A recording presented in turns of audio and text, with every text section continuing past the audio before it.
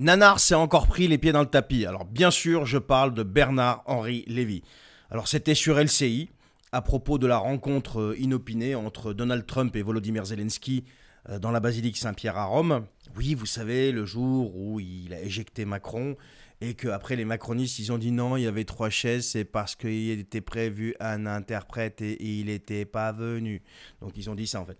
Donc Bernard-Henri Lévy s'est pris les pieds dans le tapis à propos de cette entrevue en disant que Trump est venu présenter ses excuses à Zelensky, vous comprenez? On le regarde ensemble et on en parle juste après. Mais il n'a pas dit que ça, je vais vous dire autre chose après. Vous allez voir, vous allez halluciner. Allez, on y va.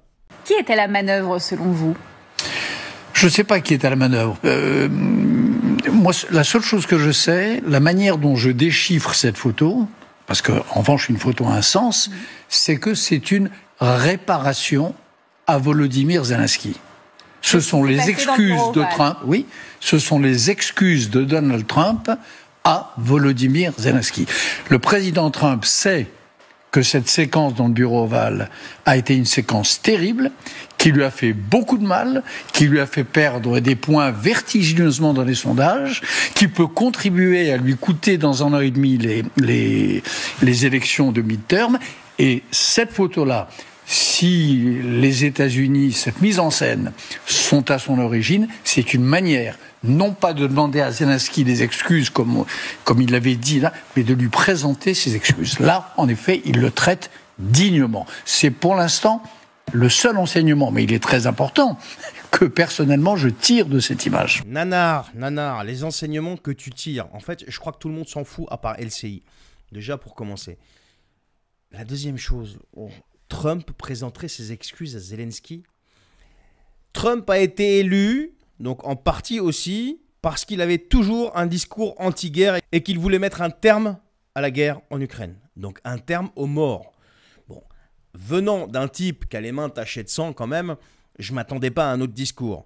Donc, je parle de monsieur chemise blanche là, monsieur Nanar.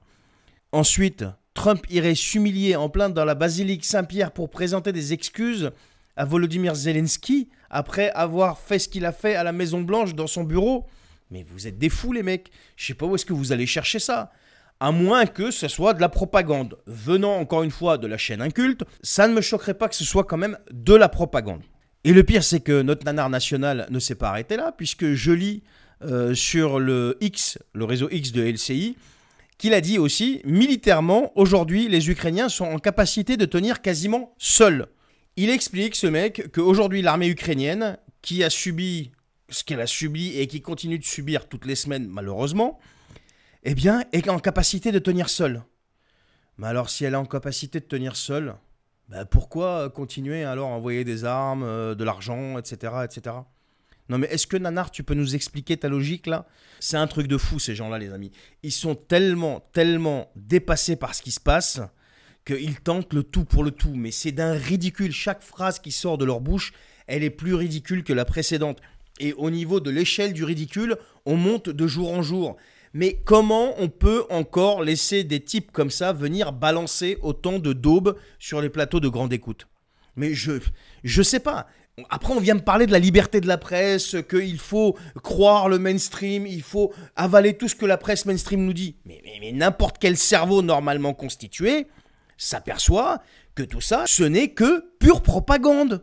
Et en plus, inviter un mec avec un passif pareil, mais c'est même plus de la propagande. Je vous laisse me dire ce que vous en pensez, les amis.